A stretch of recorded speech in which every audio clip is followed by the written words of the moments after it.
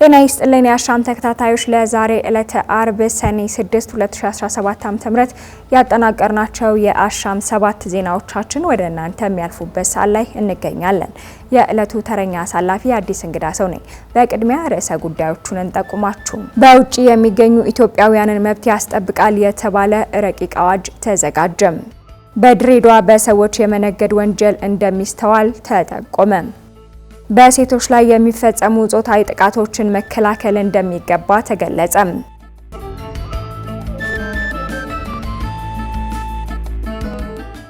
በውጭ የሚገኙ ኢትዮጵያውያንን መብት ያስጠብቃል የተባለ ረቂቅ አዋጅ ተዘጋጀ።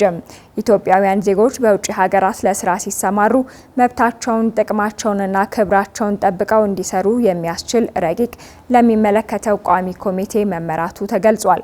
ምክር ቤቱ የኢትዮጵያ የውጭ ሀገራት ስራ ስምሪት ረቂቅ አዋጅን መርምሮ ለሚመለከተው ቋሚ ኮሚቴ መምራቱ ተነግሯል። የኢትዮጵያ የውጭ ሀገራት ስራ ስምሪት ረቂቅ አዋጅ ማብራሪያን የመንግስት ዋና ተጠሪ ሚኒስትር ተስፋዬ በልጅጌ ማቅረባቸውን የምክር ቤቱ መረጃ ይጠቁማል። ተስፋዬ በማብራሪያቸው ረቂቅ አዋጁ ዜጎች የሰሩትን ሀብትና ንብረት ባለቤት እንዲሆኑ ክብራቸውና ጥቅማቸው እንዲከበር የሚያስችል በመሆኑ የረቂቁን አስፈላጊነት አብራርተዋል። በአንጻሩ ረቂቁ የሚመራለት ቋሚ ኮሚቴ ዜጎች ለስራ ስምሪት ወደ ውጭ ሀገራት ሲሰማሩ የዓለምን የስራ ዕድል ፈጠራ ታሳቢ ያደረገ የቴክኖሎጂ እገዛ እንዲኖራቸው ማብቃት፣ ኤጀንሲዎች በጉዳዩ ዙሪያ ግንዛቤ እንዲኖራቸው ማወያየት፣ ዜጎች ወደ ውጭ ሀገራት ከመሄዳቸው በፊት ስለሚሄዱበት ሀገር ግንዛቤ እንዲኖራቸው ስልጠና እንዲሰጣቸውና በሀገሩ ያሉ ኤምባሲዎች የዜጎች ክብርና ጥቅም ተጠብቆ እንዲሰሩ በትኩረት መስራት እንደሚገባ አሳስበዋል።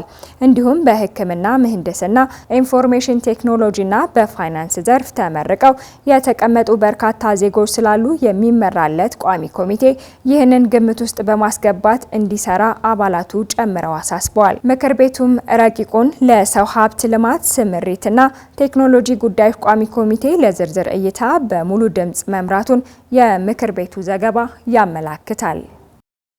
$38,500 የሚያወጣ የልብ ህሙማን ማሽን ለኢትዮጵያ የልብ ህሙማን ህጻናት መርጃ ማዕከል ተበረከተለት።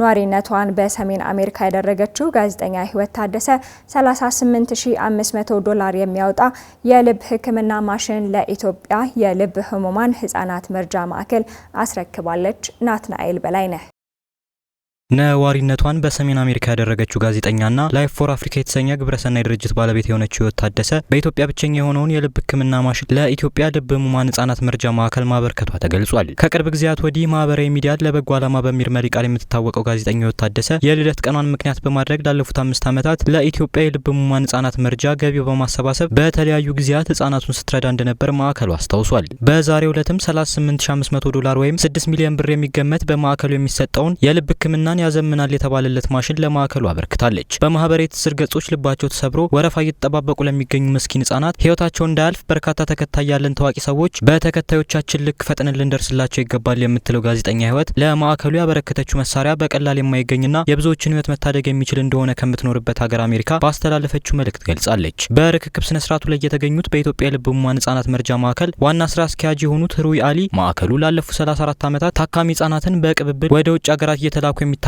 ሁኔታ ማስቀረት መቻሉን ጠቁመዋል። ሁሉም ሰው እንዲያውቀው ፈልገው ነገር ይሄ አንድ ሆስፒታል ነው ለህፃናት ያለ። ዓለም ላይ ባለ ስታንዳርድ የዚህ አይነት ሆስፒታል 12 ነው የሚያስፈልገው ሚኒመም። እኛ አንድ ነው ያለ። አንድ ብቻ መሆኑ አይደለም፣ በፉል ካፓሲቲያችን እየሰራን አይደለም። ምናልባትም 1/3ኛውን የሆስፒታሉን አቅም ነው እየተጠቀምን ያለው። ቢኮዝ ሪሶርስ በጣም ፕሮብሌም ነው። ወደ 80% አካባቢ የሚሆነው ኮንሱመብልስ ኤንድ ፋርማሲቲካልስ ሀገር ውስጥ አይገኝም። ለምነን ነው የምናመጣው። ትንሽ ፍንጭ እንዲኖራችሁ ባለፉት 3 ሳምንት ወደ 132 ህጻናት ሰርተናል። in the last 3 weeks ማለት ይሄ ምን ያህል ካፓሲቲውን እንደሚያሳይ ነው። በሌላ በጣም ቻሌንጁን ዲማንድ ኤንድ ሳፕላይ አብሮ እንደማይሄድ የምነግራችሁ እኛ ወደ 700 አካባቢ ህጻናት ነው እየሰራን ያለነው ማለት። አዲስ ሪፈራል ግን 1350 አካባቢ እንቀበላለን። ይሄ ጋፑን ያሳያል። ጋዜጠኛ ህይወት ከዚህ ቀደም ለማዕከሉ ከ50 ሚሊዮን ብር በላይ የሚገመት ለልብ ቀዶ ጥገና ህክምና፣ በደም ስር ውስጥ ለሚደረግ ህክምና እንዲሁም በጽኑ ህሙማን ክፍል ለሚደረግ ህክምና የሚሆኑና ከታካሚ አልጋ ጀምሮ ህክምናው የሚሰጥባቸው መድኃኒቶችን ለማዕከሉ ድጋፍ ስታደርግ መቆየቱን ማዕከሉ አስታውቋል። የማዕከሉ ዋና ስራ አስኪያጅ የሆኑት ህሩይ አሊም ማዕከሉ የኢትዮጵያን ህዝብ ተማምኖ በሚሰራው ስራ እንደ ህይወት ያሉ ሰዎች ሊበረታቱ ይገባል ብለዋል። ከዓለም አቀፍ ደረጃና ኢትዮጵያ ካላት የህመምተኞች ቁጥር ብዛት አንጻር ሀገራችን ኢትዮጵያ 12 መሰል ማዕከሎች እንደሚያስፈልጓት ያነሱት ዋና ስራ አስኪያጁ ወደ 80 በመቶ የሚሆኑት ከልብ ጋር የህክምና እቃዎች ሀገር ውስጥ እንደማይገኙ አስረድተዋል። ለማዕከሉ ስለተለገሰው የልብ ህክምና ማሽን አሰራርና ዋና ጠቀሜታ ሙያው ማብራሪያ የሰጡት ደግሞ በኢትዮጵያ የልብ ህሙማን ህጻናት መርጃ ማዕከል ሜዲካል ዳይሬክተር የሆኑት ዶክተር ኤሊዜር ኃይሌ ናቸው።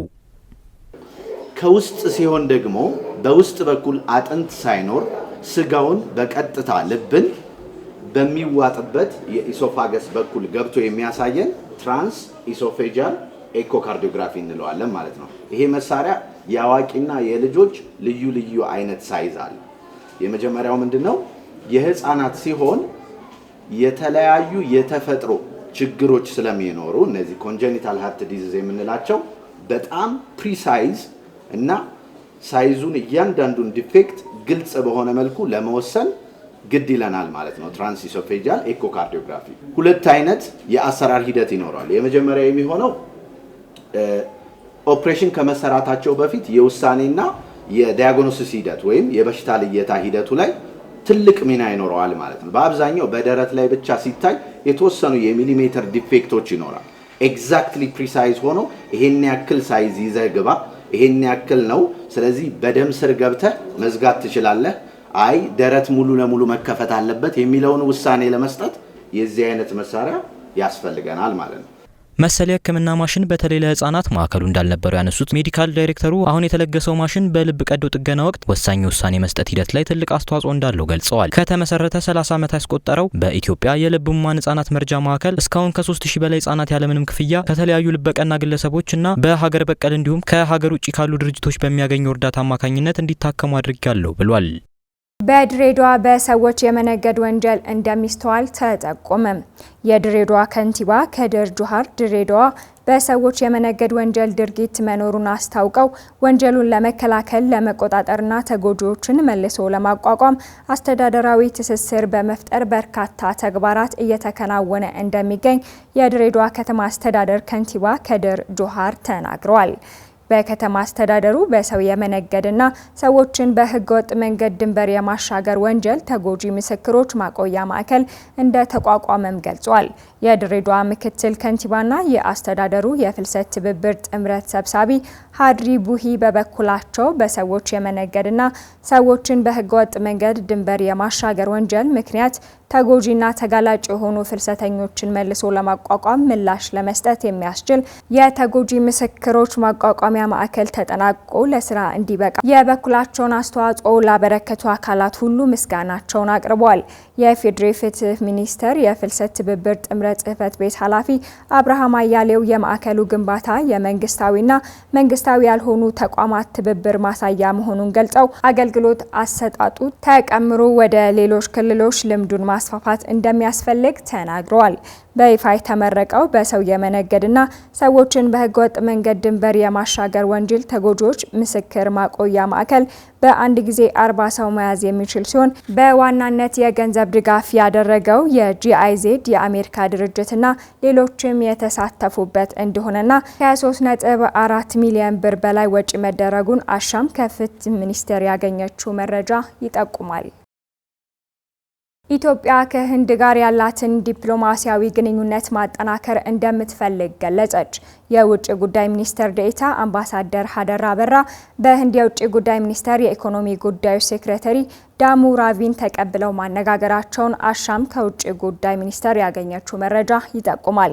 አምባሳደር ሀደራ ኢትዮጵያና ህንድ ያላቸውን ታሪካዊ ግንኙነት በማውሳት ኢትዮጵያ ከህንድ ጋር ያላትን ሁሉን አቀፍ ግንኙነት ይበልጥ ማስፋፋትና ማጠናከር እንደምትፈልግ ገልጿል። ሚኒስትር ዴኤታው ኢትዮጵያና ህንድ በሁለትዮሽ ግንኙነታቸው በተለይ በንግድና ኢንቨስትመንት፣ በአይሲቲ፣ በትምህርትና አቅም ግንባታ ዘርፎች ግንኙነቱን ይበልጥ ለማጠናከር ሰፊ እድል አላቸው አላቸው ብለዋል። አምባሳደር ሀደራ ሁለቱ ሀገራት በባለብዙ ወገን ግንኙነት በተመድ በብሪክስ እና ሌሎች መድረኮችም ትብብራቸው ተጠናክሮ ሊቀጥል እንደሚገባና ህንድ ለደቡብ ከደቡብ ትብብር መጎልበት የምትጫወተው ሚና አድንቀዋል። በአፍሪካ ቀንድ ወቅታዊ የሰላምና ጸጥታ ሁኔታ ዙሪያም ገለጻ ሰጥተዋል። የህንድ ውጭ ጉዳይ ሚኒስቴር የኢኮኖሚ ጉዳዮች ሴክሬታሪ ዳሙ ራቪ በበኩላቸው ኢትዮጵያ እያስመዘገበች ያለውን የኢኮኖሚ እድገት ለውጥ በማድነቅ የህንድ ባለሀብቶችና ኩባንያዎች በተፈጠረው ሰፊ እድል እንዲጠቀሙ ለማስቻል ጥረቶች መቀጠል እንደሚያስፈልግ አስታውቀዋል። ሁለቱ ሀገራት ከኢኮኖሚ ትብብር ባሻገር በደቡብ ከደቡብ ትብብር፣ በብሪክስ፣ በተመድ ዙሪያ ያላቸውን ትብብር ይበልጥ አጠናክረው ሊቀጥሉ እንደሚገባ ገልጸዋል። በሴቶች ላይ የሚፈጸሙ ጾታዊ ጥቃቶችን መከላከል እንደሚገባ ተገለጸ። የኢፌዴሪ ሴቶችና ማህበራዊ ጉዳይ ሚኒስቴር ከማዕከላዊ ኢትዮጵያ ክልል ሴቶችና ህጻናት ጉዳዮች ቢሮ ጋር በመተባበር በተዘጋጀ መድረክ ላይ የሴቶች ጥቃት ለመከላከል በቅንጅት መስራት እንደሚገባ አመላክቷል። ጎጂ ልማዳዊ ድርጊቶችና የኃይል ጥቃት፣ ሴቶችና ህጻናት ጥቃት ለመከላከል የወጣ ስትራቴጂና የህጻናት ጉልበት ብዝበዛ ላይ የሚያተኩር ሰነዶች ቀርበው ውይይት ተደርጎባቸዋል ተብሏል። በውይይቱ ማጠቃለያ ላይ የክልሉ ሴቶችና ህጻናት ጉዳዮች ቢሮ ኃላፊ ዘቢባ መሐመድ ናስር ቅንጅታዊ አሰራርን በማጠናከር የሴቶችና ህጻናትን ጥቃት መከላከል እንደሚገባ አመላክተዋል። በክልሉ በዋናነት ከሚስተዋሉ ጎጂ ልማዳዊ ድርጊቶች መካከል የሴት ልጅ ግርዛት፣ ያለዕድሜ ጋብቻና ድርብርብ ጋብቻ መሆናቸውን ኃላፊዋ ገልጸዋል። ሃይማኖትን ሽፋን በማድረግ የሚፈጸሙ ጎጂ ልማዳዊ ድርጊቶች ሊቆሙ እንደሚገባም አሳስበዋል። በብልጽግና ፓርቲ ጽህፈት ቤት የሴቶች ክንፍ ምክትል ፕሬዚዳንት የጽህፈት ቤት ኃላፊ መስከረም አበበ በተመሳሳይ በሴቶችና ህጻናት ላይ የሚፈጸሙ ጥቃቶች ጎጂ ልማዳዊ ድርጊቶችን መልኩን እየቀየረ እንደሆነ በመገንዘብ ለመፍትሄው በጋራ መትጋት ያስፈልጋል ብለዋል። በሴቶችና ህጻናት ላይ የሚፈጸሙ ጥቃቶችና ጎጂ ልማዳዊ ድርጊቶች አስከፊነት ላይ ግንዛቤ በመፍጠር ረገድ የሃይማኖት አባቶችና የሀገር ሽማግሌዎች እንዲሁም ሚዲያዎች ሚናቸው የላቀ እንደሆነ ተወስቷል። መረጃው የማዕከላዊ ኢትዮጵያ ክልል ሴቶችና ህጻናት ጉዳይ ቢሮ ነው።